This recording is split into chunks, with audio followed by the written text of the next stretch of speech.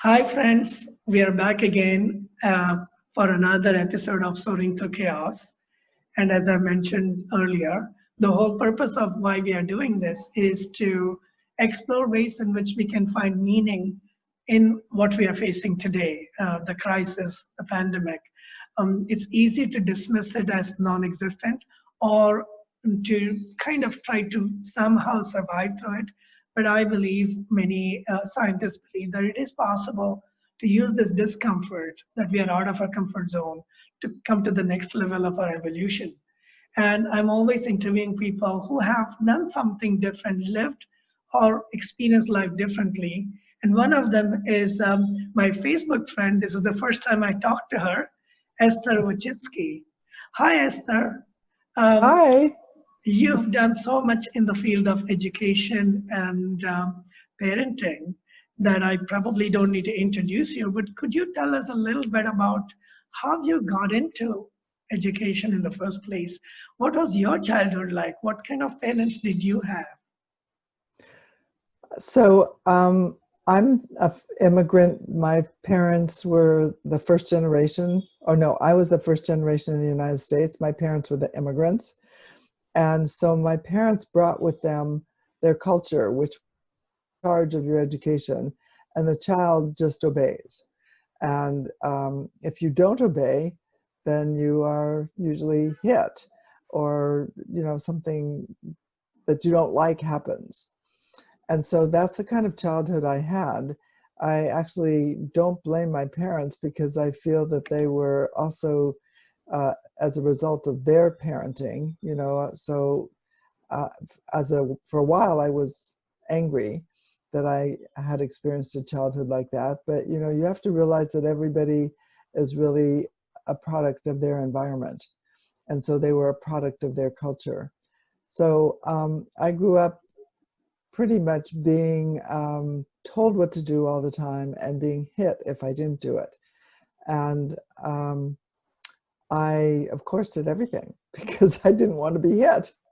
And that was not the greatest experience. So one thing that was very important that happened to me when I was 5 years old is that my brother was born, my younger brother. And I didn't realize actually the impact of the religion, which is the Jewish religion, on my life until my brother was born. Because when he came home from the hospital, they basically told me that from now on they were going to prioritize him because boys are more important than girls. And I remember being a little girl and thinking to myself, well, that's kind of strange. I'm not sure if I believe that or not. And but it turned out it was true. That's exactly what happened. And they favored my brother. He got everything first. He got all the things that he was supposed to have, toys and food and whatever first. And that worked somehow in my favor because I was asked to do a lot of things around the house when he wasn't asked to do those. And I accidentally, and I'm sure they didn't do this, of course, on purpose, but I accidentally got to be very capable of doing everything because I was asked to do everything. And I was able to do things. I could wash dishes, I could do the laundry, I could clean the house, I could do everything. And I did it really fast and quickly, and I was just a child.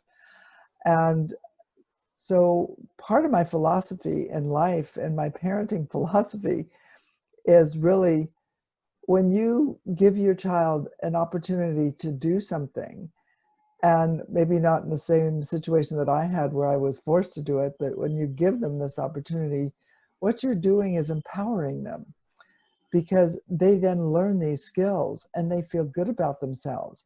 I mean, I felt pretty good about myself that I could cook dinner, that I could do all these things. I wasn't really angry. I was only angry if I got hit. So that was one part of my childhood that I guess that has really influenced my parenting.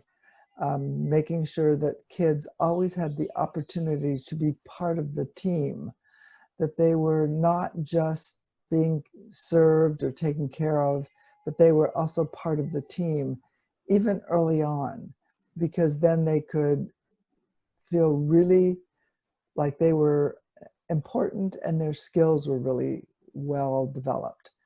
So I did that with my children growing up. You know, they were also, I gave them a lot of responsibilities. It wasn't a punishment in the way that it was for me, but it was an opportunity for them to do a lot of things on their own. And some of those things that you can probably relate to. One of the first things that I had them do was learn how to make their own breakfast. So like, why would I ever want to make my kids make their own breakfast? Well, this is from a very selfish perspective. I wanted to sleep in. And so I was like, if they can make their own breakfast, then I don't have to get up and make them breakfast. And so I taught them how to get the cereal, how to, and I had hard-boiled eggs if they wanted to eat a hard-boiled egg, how to pour the milk. And I mean, they were 2 years old and they could make their own breakfast. And I was like, get a fruit, here's the fruit, taught them how to peel a tangerine. And I would come downstairs, it was about 9 o'clock in the morning, and they had already eaten, they were really happy, and they were watching TV. I taught them how to turn on the TV too. So they were very empowered early on. And they sort of, I remember them thinking that they were kind of like peacocks strutting around, that they could just do whatever it was that you know, they felt comfortable doing, which is pretty much everything. So that is one aspect of my childhood that made a big difference. Wow, very interesting, because conventionally a lot of parents, and I've been a parent, my children are adults now. I had a very interesting, almost mother who could not function fully. She had a difficult childhood herself. So that's how I got my freedom, and I realized the importance of freedom in childhood. So luckily, I did not have a helicopter parent. So I completely appreciate what you're saying. But not many people have that luxury, because the belief is that if they don't channel the kids somehow, the kids are going to go astray. How do you answer to that in your schools as well as in your work and at your home? I've seen that you've given so much liberty to children and even to young adults. How do the checks and balances happen? I think it's really important to give your kids a lot of liberty, a lot of freedom, but you also have to have some rules. And the rules that I had, for example, were that you had to clean up after yourself. And I made it really easy for them when they were really small to clean up, because I bought a plastic swimming pool, put it in the center of the family room, and cleaning up meant throwing your toys into the swimming pool. So they all liked that. They thought it was really fun. But that was just cleaning up and being part of the team. Then also setting the table. And, you know, you're part of the meal preparation. It's not just the mother that does it. You are helping to do it. You set the table. You can also clear the dishes. We all want to eat, and we all want to eat together, and it's nice. But the helicopter parenting, I think I've seen a lot of helicopter parenting, and what they are doing is they are trying to craft, so to speak, the perfect child. So they want to make sure that that child learns all these things. So Monday is tennis, and Tuesday is trombone lessons, and Wednesday is acting. And so all these special lessons, and the child you don't ask the child whether they want to do it. You just tell the child that this is what they're doing. And then you must study so many hours a day of math, and so many hours a day of reading, so many hours a day of doing this. You know, kids, that you can boss them around, but you cannot make them learn. You know, they memorize, but learning and memorizing is very different. And I think that kids need to be given an opportunity to have some freedom, some independence, some choice, which is basically what I did with my children. I gave them an opportunity to take music lessons. I gave them an opportunity to take swimming or dance or whatever. And whatever they wanted to take, they did. And if they didn't want to do it, they didn't do it, which is pretty much the opposite of what's going on in the tiger parenting or the helicopter parenting, where the child is forced to do whatever it is that the parent thinks is going to help them succeed in life. There's one thing that I would like to say, though, that is good. I think kids need to understand the value and the importance of education. And one thing that I really love about the Indian culture, because I have a lot of students from India in my program, is they really appreciate education and they really appreciate the teacher. My students from India have been very responsive and very appreciative of all my efforts. So whatever is going on, as long as you give your child some opportunity to make choices, then I think you can direct the path, but you don't necessarily want to over-direct the path. You want to give them. They decide that they wouldn't want to be an airline pilot and not an engineer. I mean, they should be an airline pilot. But a lot of parents get very controlling and create a lot of issues. And those children, they grow up, they turn out, they become an airline pilot or an engineer or whatever. And if whatever they're forced into, then they have psychological problems as adults because they didn't get to do what they wanted to do. So I think we need to rethink this helicopter parenting. In fact, I've seen your remarks about factory education and how we're trying to really make cookie cutter people out of by using our current education system, which probably evolved during the Industrial Revolution. And it's related to this point about parenting, because if parents are trying to get the kids molded into a certain way, they're essentially contributing to the same problem. One thing I noticed was that the research on happiness, the science of happiness and the science of effectiveness shows that people, when they're happy and they're pursuing their passion, are at least 30% more productive than those who are forced to do something. So do you believe that for young adults or for children, we should give them a chance to really pursue their passion? You're speaking my language. This is exactly what I want students to do. And so I've been teaching in the classroom for almost 40 years.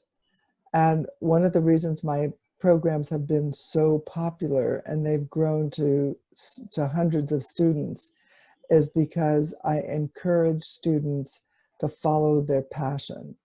And I do it through journalism and through media and writing.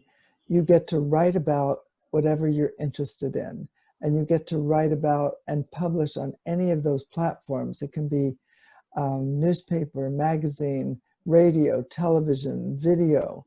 Whatever you want to do is what you get to do. And in the beginning of the program, I also said, if you want to switch between one publication and another, you can switch. One year you want to be, a videographer, and the next year you want to be a reporter on a magazine. No problem. But now that the program got to be so big, we have over 700 kids, I can't allow the switching, but I do allow students to pick whatever it is they want to write about, and whatever kind of article they want to write. It can be a feature, a news story, review, sports, whatever they're interested in. And part of the reason there's so many hundreds of kids in the program is because they can follow their passion. And everybody, actually in the beginning, some of the administrators would say, what are you doing with all those kids there? Why do they want to take your class? I know, you're giving them free pizza. That must be it. Like, no, it is not it. I'm giving them freedom. That's what I'm giving them. And that's more important than free pizza. So I'm telling you, people just need to realize how much freedom is important to everybody, to all of us. Freedom, and it's part of my book, by the way. I have this acronym: trust, respect. It's TRIC, the acronym: trust, respect, independence, collaboration, and kindness. And I say it's really important to trust and respect your kids. And as a teacher, the same thing. And actually in the workplace, the same thing. Employees, people work really hard for you when you are trusting and respecting them. That's the main thing they want. They want respect. They want independence. So give them some of that and give the students that. It's just, I mean, it doesn't cost anything. It's so fantastic. And anyway, I'm working with students over the summer because in this pandemic, you know, they have nothing to do. So I have a whole group of students. I'm telling you, they are thrilled because they get to work on things that they want to work on. It's a gift. It's a gift to me and it's a gift for them. Wow. And in fact, a trick is something that seems to work really well in organizations, as you said.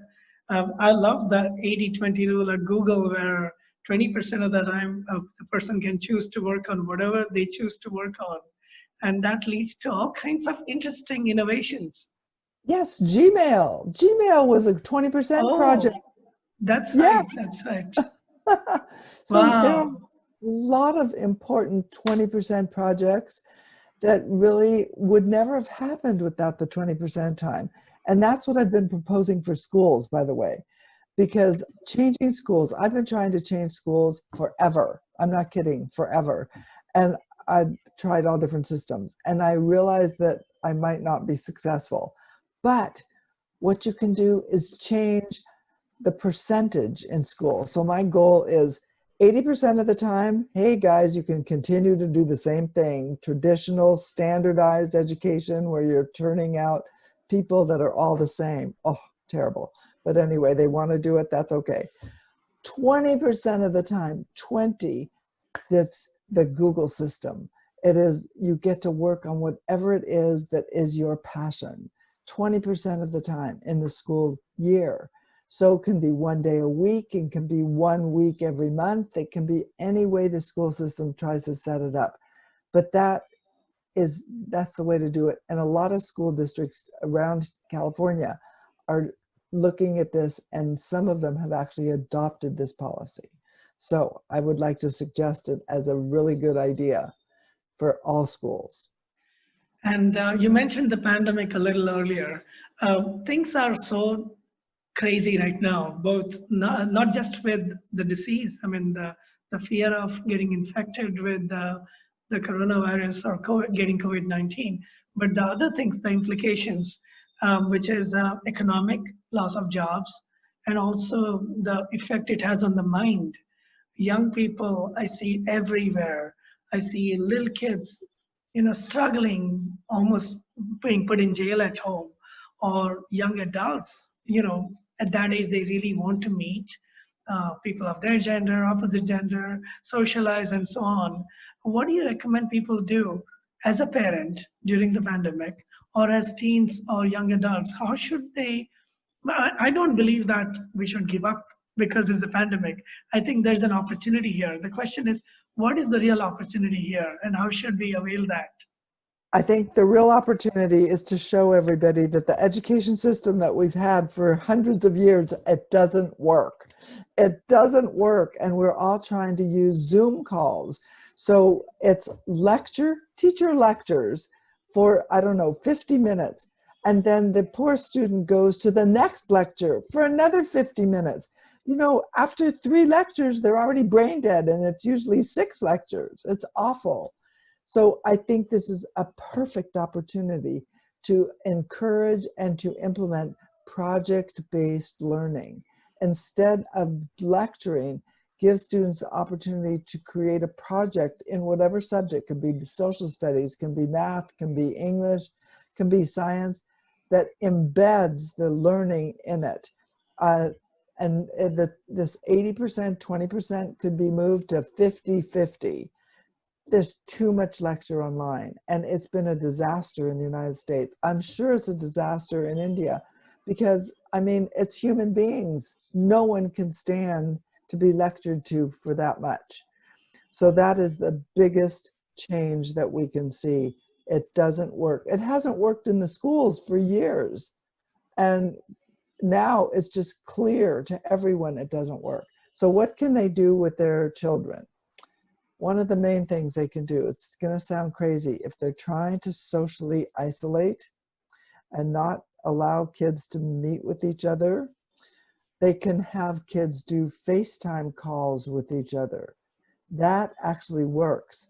But also the other thing, do you know the statistics show, all the statistics show, children up to the age of 12 don't get sick and don't carry the virus. So my latest thing, that's this week, I can tell you, because every week it changes. But this week I am saying that small children should go back to school because they don't get sick and they don't carry the virus. Something odd about the whole virus situation. The minute they become teenagers, they seem to be more vulnerable. 80% of them get the virus but have no symptoms. And then it's just 20% of them that get symptoms. And then as you get older, you have more likelihood to be really sick. And by the time you reach 60, 70, well, 80, it's already finished, you know, because then the death rate is very high. But so I recommend, if parents don't want to have their child meet other kids, let them interact on the computer with another child and not with a teacher that's lecturing to them. And then if they can form a play group, it'd be great to have a play group of some kind where you have 4 or 5 children getting together on a regular basis. That is also a great idea. I promise you, those kids are not going to get sick. So that's what I suggest. And it's really important for kids to be together. You know, all those kids that you're telling me about, they're so sad. I mean, this could go on for another 6 months, maybe a year. We can't let the kids suffer to that degree. Especially, the statistics show they don't get sick. Wow, that's true. And especially already, you know, with all the computers and the technology, kids are socializing less and they're socializing more with their video games and PUBG. This has accelerated it much more. And lack of social and emotional skills can really hurt them. Lack of social emotional skills. There's a guy named Daniel Goldman, I believe his name is. Yeah. He said social emotional skills are more important than IQ. And I agree 100%. You know, it's those social emotional skills, the sense of self, the acceptance of yourself that helps you achieve what you need to in life. IQ without social emotional skills is not important. It doesn't work. You need them. Yeah, in fact, a couple of questions come to mind because of what you just said. One is that what you're saying, the social and emotional intelligence, there are many techniques people have used. The more common one in religious circles is some form of meditation. But when I actually work with young people, they're less likely to sit in a corner and just, you know, chant or sit in silence. How can you develop social skills and especially emotional skills, resilience, in looking inwards, self-awareness? I'm sure that is very much a part of your education. And how did you develop these things in your students? Well, one of the main ways that I did it, first of all, I had kids doing meditation in class only for a few minutes. I mean, only 3 or 4 minutes. It makes a big difference, just that. And then also, whenever you're concerned or upset about something, my number one thing I always said, first thing, take a deep breath and just stop and think for just a few minutes before you react. That made a big difference to the students. But then the social emotional skills, it's really important for you to always listen, be a really good listener. And then when somebody tells you what they think, don't over respond right away. Don't jump at it. Just listen. And then they will give you the same opportunity to say what you think. I think being collaborative and being respectful of other people's feelings, I mean, that is what everybody wants. They want to be heard. They want you to know what they're thinking. And so that's what I practiced in class. I had students putting out newspapers, magazines. The newspaper is 24 to 28 pages, full-sized. You have like 70 kids all working together. Of course there's going to be conflict. Of course there's going to be differences. So how do you deal with it? And I say, you all have to listen to each other.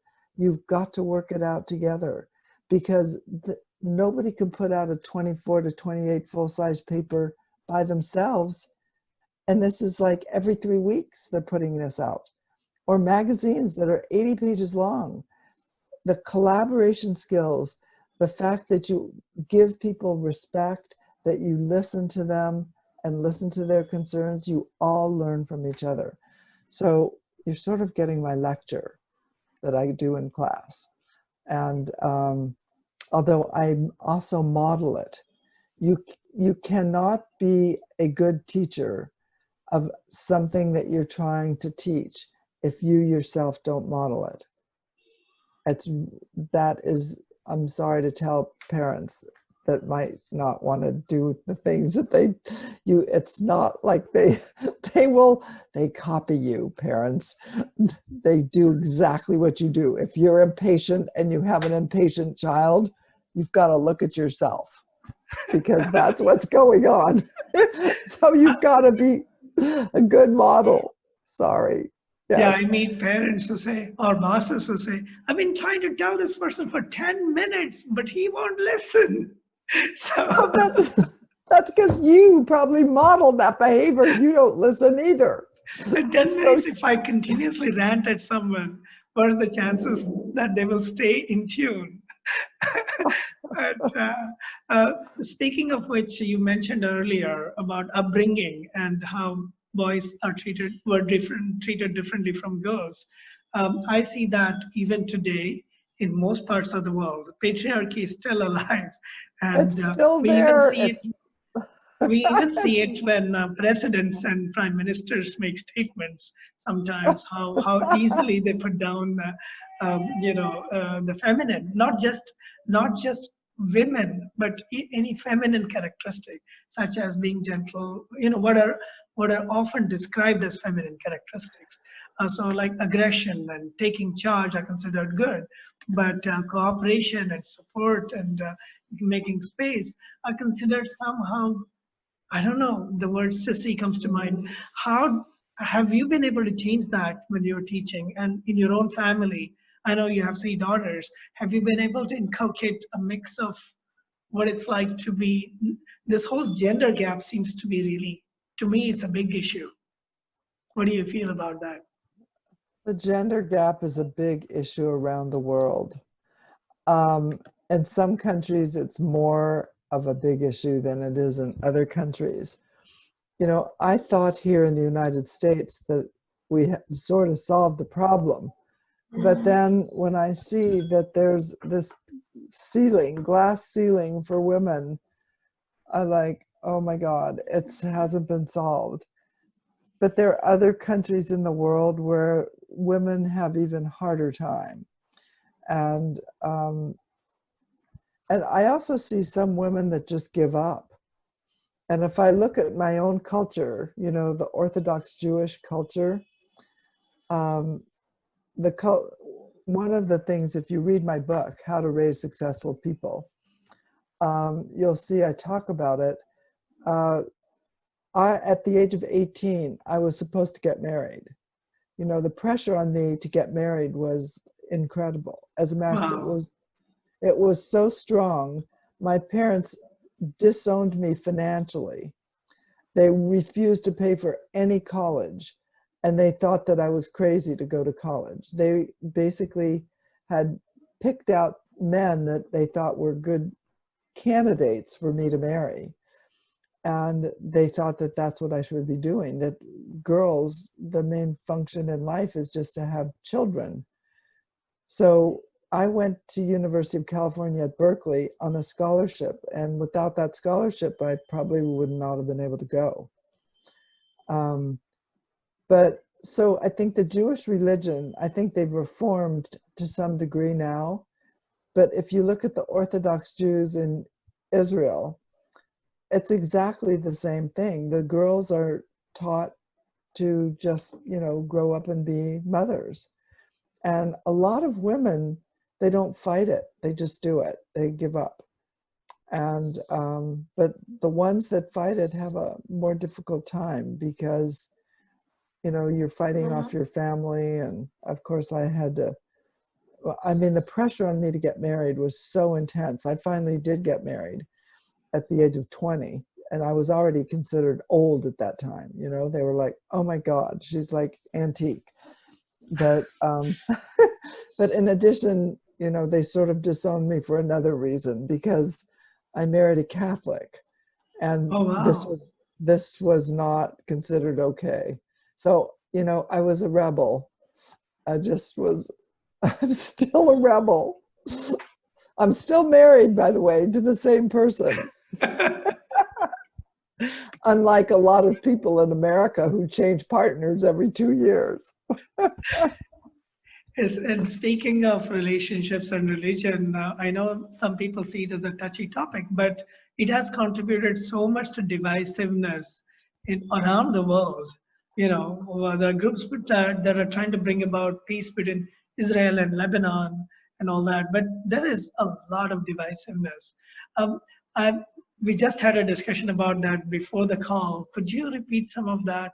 Uh, what do you see as the basis of religion and how they are common at the root? Could you just talk about that a little I bit? would talk about that a little bit. I actually read a lot of religious literature before I wrote my book. And the thing that became so obvious to me is that all religions have the same basic core. And they all believe in forgiveness, kindness, love, respect. I mean, there's not a religion out there that doesn't believe that. And I was just, as I was writing this book, I became really mystified at why all these people who really at the core believe the same thing end up fighting with each other and saying that, you know, this tribe is better than that tribe, or this group is better than that group. It still mystifies me to this day because honestly, we're all human beings and we all have the same goals in life, and we all at the core believe in the same things. And if we could all just work together and be friends, what a different world it would be. And I haven't given up. I'm still trying to do this and making sure people know that that we at the core are so similar. And that's why people ask me, like, you know, what religion do you think is the best? And I can say, honestly, I love them all. If we could just all follow them, And it I would be. told you an anecdote that I heard when I was in Israel about how Abraham and Sarah, the elders in Judaism, have etymologically seem to be similar to Brahma and Saraswati, the elders in India or in the religions of India. There's so many similarities around the world, but yet we see ourselves as different from others. And I think, I think it might be an attempt to make ourselves different and distinct, so we have more respect. It's that respect thing. It's part of my trick. Everyone wants respect. Why do you spend $200 buying a shirt that has like a little horse on it? I mean, really, why would you do that? I don't know. And I just, you can buy a beautiful shirt for $20. Okay, it doesn't have the horse. It doesn't matter. Yeah, yeah. In fact, yeah. So at one point we preferred the crocodile instead of the horse. Yeah. That's right, the crocodile instead of the horse or something. Make you special. You're Yeah. special just because of you. People just Yeah. need to realize it. And as I mentioned to you, I've been spending a lot of time in India the last 3-4 years, and now starting to go around. One interesting thing about logos is that the Audi has become a very popular vehicle in India, the Uh-huh. brand, and there are people who don't know how to say it. So they say the one that has 4 bangles in it, because bangles are very popular in India. Give me the car that has 4 bangles in it. So. That's hilarious. Oh So, my God. but it shows the effect of branding and effect of images. And then I'll say, then one reason why they like Google is the same thing. There are 2 bangles, and the other 2 look like bangles. So, you know, Oh um, my God. so which reminds me, we've talked about so many different things. Um, when it comes to money and success, people tend to equate it. And especially in Silicon Valley, we talk about unicorns and about success in terms of, it's like a $10 million company, $100 million company. I remember the last company I was a co-founder of was funded at the same time as Google was. And people used to say, oh, you only raised 1 million, Google raised 27. So, so the and like, oh, your company got sold for X number of dollars. They're like $1 trillion company. So these kinds of comparisons, I think, are natural, because when we have certain hierarchies or certain scales of metrics, we tend to do that. But when it comes to parenting, or when it comes to defining success, what do you feel is the right, how would you go about defining success for either your own children or employees, or in the context of education? How could you be a teacher who would teach the real meaning of success? I think I've come up with this definition of success that does not, you have to have some money. You have to be able to afford a house and food and clothing and shelter. But the $1 billion, nope. I don't think that equates to success. Success is when you personally feel respected and you feel empowered to follow your dreams and supported to follow your dreams. Anybody who feels that kind of respect and empowerment is going to be successful, and they're going to be happy. I unfortunately know a lot of very wealthy people who are not happy. And I would say if they're not happy, they're not successful. And I think the reason that they're not happy is they're still looking around for this respect that somehow seems to be eluding them. Very wealthy people are very suspicious of other people. I don't know, I think this is common information. They're suspicious that other people like them just because they're rich. And so there's a whole basket of fears that go along with having too much money.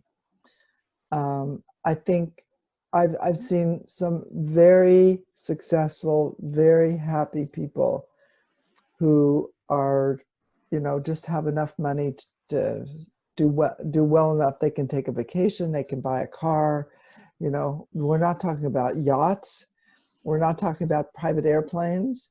We're just talking about, living a pretty normal life and enjoying having friends, family, vacations. That's what I think of as success. Interesting, because we talked about emotional intelligence earlier, and now we're talking about being happy, and suspicion and paranoia almost, and the need to protect actually gets in the way of being happy. That brings me back to the fact that to be successful, we have to have higher emotional intelligence to be able to be resilient and all that. And the two seem to be really deeply connected. Is that true?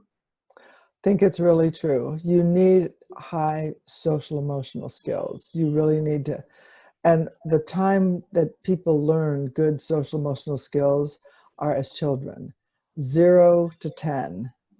And it's so important. And that's why in this pandemic, it is really important for parents to let their kids play with other kids, because that is where they learn those social emotional skills.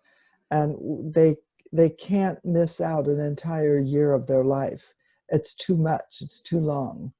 So I would recommend finding a group of kids that you feel comfortable with and letting them play together. And that will help get through this pandemic. At some point, we're going to have either a medication or we're going to have a vaccine.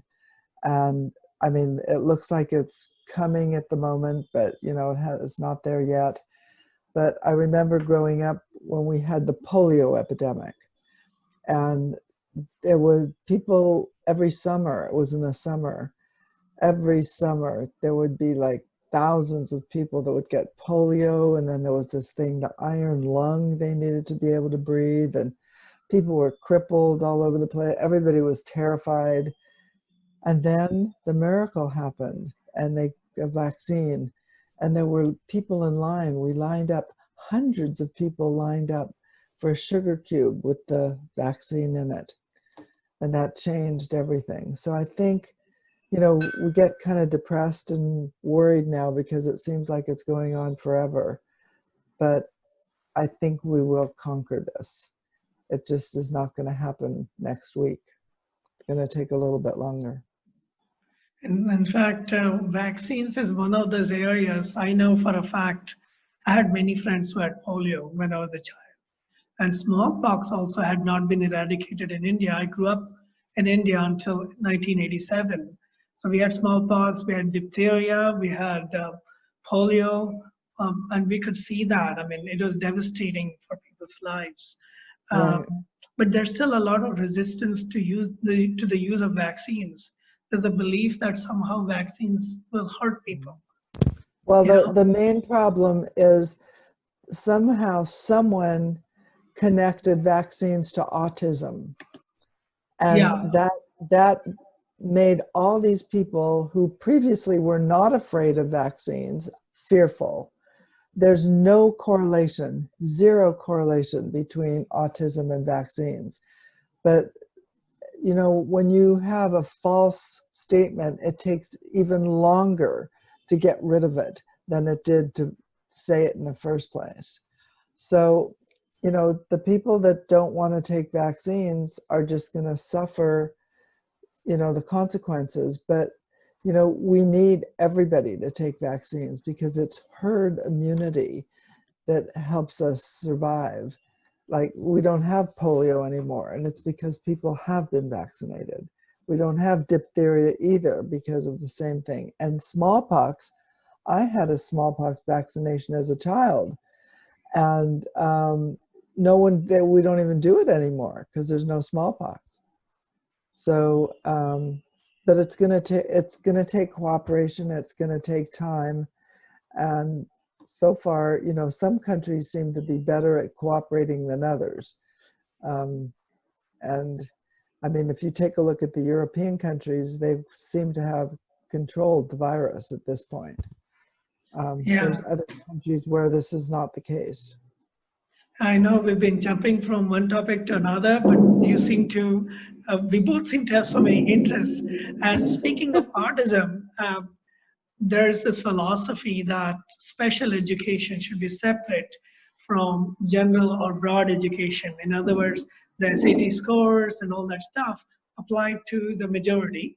And then those who have challenges such as ADD and whatever, autism and the whole spectrum, they should be treated differently. What's your view on that? With the kind of education you are proposing, which is to give more freedom, is it possible that we could have a classroom with people who are differently abled and they can all kind of cooperate and work together? Is that possible? I think it is possible, but I think it's more difficult for most teachers. And so sometimes it's not as effective as it could be because some teachers just don't have the skills to handle it. I think the reason they don't have the skills is because as a teacher, you have 35 kids in a class and every student has to be as an individual. And so if you aren't a multitasker, then it's hard. And, I happen to be a multitasker. I think I was born that way, but I think a lot of teachers are not. And so they want all students to do the same thing at the same time, which makes it difficult to individualize and have people with different skill levels in the same class. I've had a lot of kids with ADD or ADHD or whatever, all those disabilities, and I've been able to work that out, and it works pretty well. And the system is trying to do that now. I would say the system in the United States is trying to have all kids in the same class, give all kids the same opportunity, but I have seen it not work very well in some classes. So sometimes kids that are special needs do better when they have classes that are targeting their needs, but it just depends on the special need. As I said, with ADD and ADHD, I never ever had a kid that failed to perform in my class with ADD. Wow. But that's So, because I was able to do it. Yeah. And I've seen that you've been critical, and so have I, about the standardized tests, particularly that measure skill levels and IQ alone, which is like STAR test, SATs, GREs, and so on. But they're used everywhere. Even some companies, even in India, use IQ tests while recruiting people. As we clearly know, that's grossly inadequate in measuring effectiveness on the job or even as students. What do you think would be better if we get rid of or if we modify these tests? What would be a better way of assessing learning? How would we know that people are actually learning? So I think people are using the SAT test and the IQ test and things like that because they have nothing else to use. And they're trying to assess or evaluate one person versus another. I've tried to eliminate those tests, but I think it's kind of like trying to change the school system. Very difficult to get rid of the tests because parents want it, and then the schools want it, and the industry wants it. So my theory is, okay, let them test, but that should not be the only way you evaluate, because you cannot test for creativity on those tests. Creativity, innovation, communication skills, collaboration skills, you don't learn any of that through the testing. So it could be like just one thing that you do, but then there are other ways to evaluate people. Some of the most creative people on the planet did not learn to speak until they were like 3 or 4 years old. And one of those people just happened to be Einstein, who didn't learn to speak till he was over 3. And so, if somebody would have given him an IQ test as a child, he would have failed. So you want to have IQ test or whatever test they're giving, plus an opportunity for kids to demonstrate a portfolio of their opportunity to show their creativity, their communication skills, their collaboration skills, their critical thinking skills. All of those can come about in a portfolio. Well, Esther, first of all, thank you for giving the time to discuss all the different things that we set out to start. Is there anything you would like to say in conclusion? Well, I'd like to say thank you very much for inviting me to give you all my ideas on everything. Yes, and thank you again, yes, for allowing me to ramble from one topic to another. I appreciate it. And you know, I feel that it's called the art of conversation. We are so focused on themes nowadays, right? We're talking about only about engineering or about medicine or about technology, that we miss out that we are all human beings. That's right. We're all human beings, really. And okay, we have different color skin, different color hair, different language, but we basically are all the same. And we need to remember that as we're going through life and treat everybody with trust and respect. Yeah, I get asked that question all the time. Are you really Indian now or are you American? And I'm like, I'm human. I'm a living being. And I have feet. I can walk. I can drive. I can sit on an airplane. But this kind of bucketing is, I guess, common and normal because we are used to it. We are used to categorization, right? I think that, and it, you know, it starts early in childhood. Parents are saying, oh, don't play with that kid. Oh, don't do that with that. So, you know, kids are not born prejudiced. They learn to be prejudiced. We all need to. That's true. And is it okay to talk one more thing then? Because that is really dividing our nation right now. Both, I see that in America as well as in India, which is the divisiveness that has grown tremendously over the last few months, especially during the pandemic. There's so much divisiveness. I think domestic abuse has gone up a lot. Racism has gone up a lot. Religious discrimination has gone up a lot. What can we as human beings? People feel like those in authority are not doing the right thing, but we cannot keep waiting for that. What can we as individuals do to minimize these divisions and to understand that the virus is neither Chinese nor Muslim nor, you know what I mean? The virus has no religion, no caste. The virus doesn't ask you, oh, what is your religion? Or let's see, what is your ethnicity before I attack you? So one of the problems is that, as I said before about parenting, people tend to parent, their children follow them. They follow the model. And in a classroom, the students follow the teacher. It's instinctive, it's a model. And so unfortunately, we have a model at the top of the country that's modeling the wrong behaviors. And so that is encouraging this divisiveness that we see. And so leaders play an important role, a really important role in life.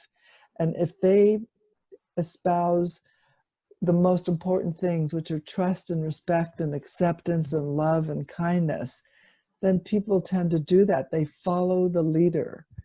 And that's what we need to do. We need to have more leaders that people follow, that talk about things that matter to all of us, which really is acceptance and love and kindness.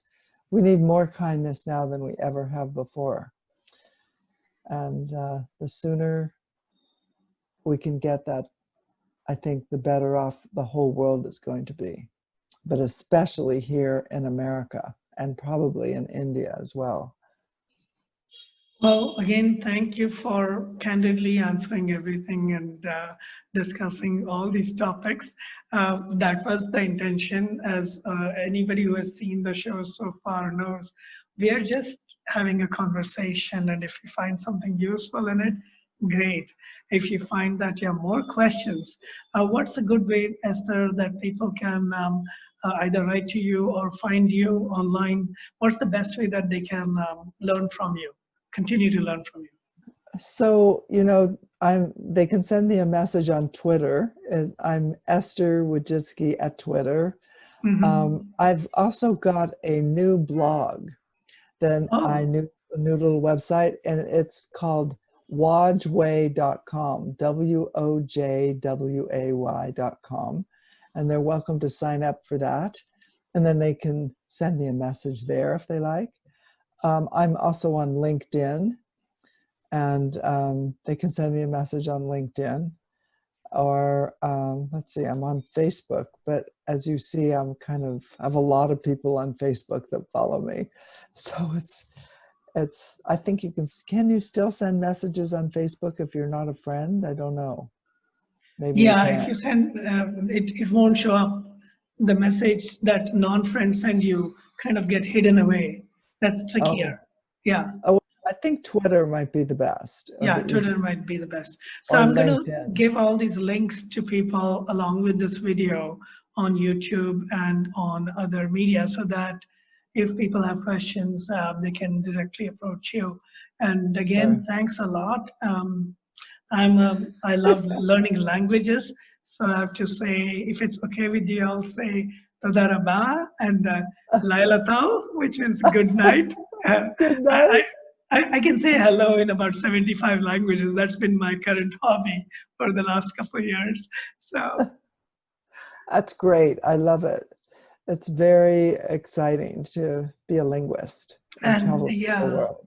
Yeah, that's the least we can do to respect each other, I feel. Just learn a few phrases. You asked me if I can, if I really know Hebrew. No, I can pretend for 5 minutes. So, and I can do that in many languages. Well, thank you again. And I look forward to staying in touch and hearing from some of your viewers. Yes, thank you again. And it's time to say goodbye, good morning, or good night. Yes.